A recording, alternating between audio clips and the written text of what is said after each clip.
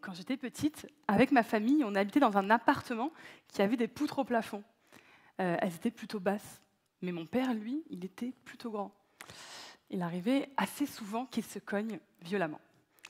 C'est comme ça que j'ai appris que dire des jurons atténuait apparemment la douleur. Mais certaines personnes, comme celles qui sont dans le coma, n'ont pas la chance, comme mon père, de pouvoir exprimer leur douleur. Comment savoir, alors à coup sûr, si elles ont mal? On pourrait se dire qu'à partir du moment où nos récepteurs à la douleur sont activés et qu'ils transmettent l'information jusqu'au cerveau, on ressent de la douleur. Eh bien, figurez-vous que ce n'est pas toujours le cas.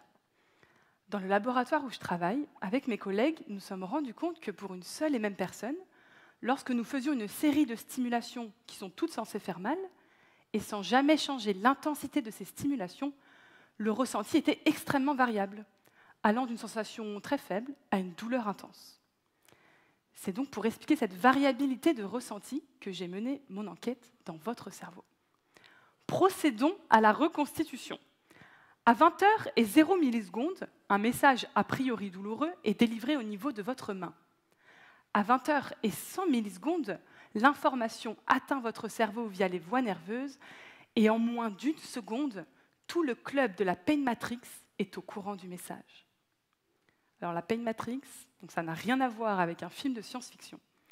Donc la Pain Matrix, c'est un club très sélect qui regroupe toutes les régions du cerveau qui sont impliquées dans le traitement des informations douloureuses. Elle est divisée en 3 gangs et ils s'occupent chacun d'un aspect particulier de la douleur. Mais alors, qui est le sadique qui décide si vous allez avoir mal ou pas? Voici mes 3 suspects, un membre de chaque gang. Nous avons l'insula postérieure. Elle est membre du gang des régions sensorielles. C'est la première à recevoir le message. Elle sait faire la différence entre un coup de fusil dans le pied ou si c'est sur un Lego que vous avez marché. Par contre, elle est sensible à la distraction. Mon suspect numéro 2 est membre du gang du réseau émotionnel.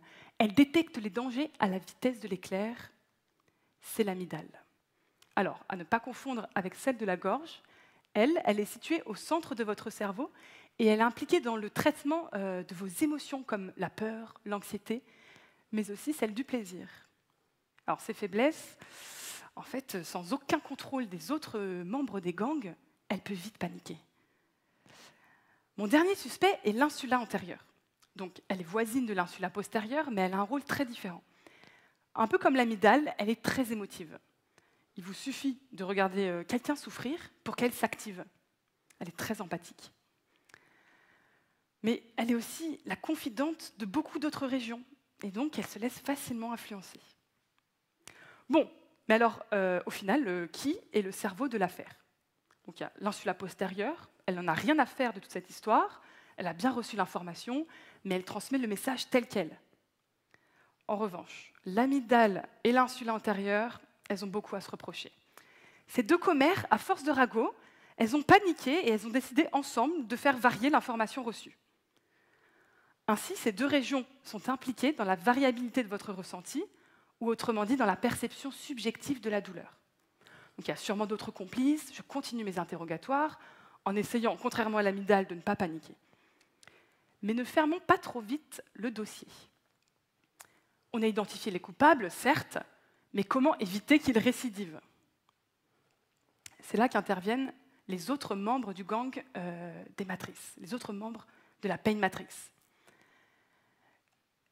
Les gangs, ils n'agissent pas tout seuls. En fait, ils interagissent entre eux et ils peuvent exercer une influence sur nos coupables. Ainsi, pour vous soignants, ne sous-estimez pas le pouvoir de votre bienveillance. L'expression de votre empathie peut vraiment séduire ces coupables et dès lors, ils accepteront de jouer de votre côté, dans votre camp. Vous, patients, ne sous-estimez pas le pouvoir de l'attention. Se focaliser sur votre douleur donne le champ libre à ces criminels. Au contraire, se concentrer sur votre qualité de vie, sur vos projets, sur vos amours, les réduisent au silence. En dernier recours, vous pourrez toujours, comme mon père, dire des jurons.